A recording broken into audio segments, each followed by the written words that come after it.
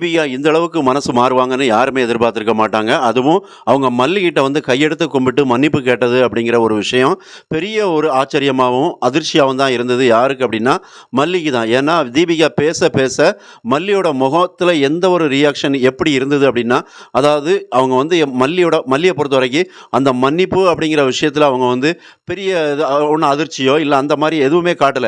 அவங்க எப்படி நினைக்கிறாங்க அப்படின்னா, நான் எதுவுமே பண்ணல, எந்த தப்புமே பண்ணல. நீங்க தான் எனக்கு எதிரா இவ்வளவு சதிகளையும், சூழ்ச்சிகளையும் பண்ணீங்க. ஆனா, நான் அத எல்லாத்தையுமே ஒரு மெச்சூர்டா ஹேண்டில் பண்ணேன். ஆனா, உங்கள நான் எதிர்த்து எதையுமே பண்ணணும் அப்படின்னு நினைக்கல.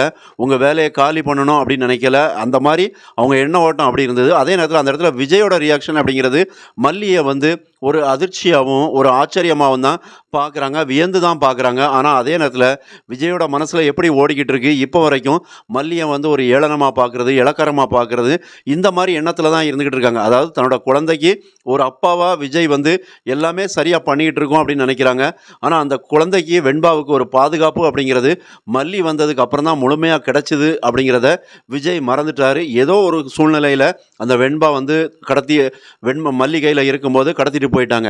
அப்ப அந்த ஒரு விஷயத்த மட்டும் பிடிச்சுக்கிட்டு விஜய் வந்து மல்லிய வந்து இந்த அளவுக்கு கேவலமா அவமானப்படுத்துறது, அதே நேரத்தில அவங்கள வந்து வீட்ட விட்டு வெளிய போன்னு சொல்ல மட்டும் தான் செய்யல. மற்றபடி எல்லாமே பண்ணிட்டு இருக்காங்க. ஆனா தீபிகா பண்ணக்கூடிய விஷயங்கள் எல்லாமே ஒரு இன்ப அதிர்ச்சி தான் எல்லாருக்குமே. ஏன்னா, அவங்க வந்து இவ்வளவு சீக்கிரத்தில மல்லிய புரிஞ்சுக்கிட்டாங்க அப்படிங்கிறது ரொம்பவே சந்தோஷம் தான். அப்ப அடுத்ததா அவங்க வந்து அதிரடியா சில விஷயங்கள் பண்ணாங்க அதுக்கு முன்னாடி.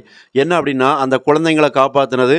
அப்ப இப்பவும் ஒரு கேரண்டி குடுக்குறாங்க. என்ன அப்படின்னா, வெண்பாவையும் சீக்கிரத்தில நான் வந்து மீட்டு கொண்டு வந்துருவேன் அப்படிங்கிற ஒரு விஷயத்த தான் வந்து யார் பண்றா அப்படின்னா, தீபிகா பண்றாங்க. அப்ப இது வந்து ஒரு விஜய்க்கும், மல்லிக்கும் ஒரு நம்பிக்கைய தான் குடுக்குது. அப்ப இனி வெண்பா கிடைச்சிருவாங்களா அப்படின்னா, கண்டிப்பா கிடைப்பாங்க. யார் அப்போ காப்பாத்த போறா? தீபிகா காப்பாத்த போறாங்களா? இல்ல மல்லியா, விஜயா அப்படிங்கிற பெரிய கேள்விகள் வரத்தான் செய்யுது.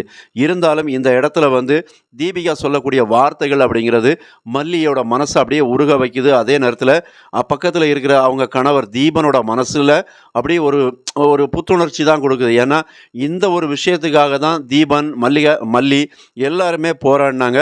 அது இப்போ நடந்துருச்சு அப்படிங்கும்போது இவங்க எல்லாருக்கும் சந்தோஷம் தான். உண்மையிலே தீபிகா மனசு மாறுனது சந்தோஷம் தான், மகிழ்ச்சி. சப்ஸ்கிரைப் பண்ணுங்க. நன்றி.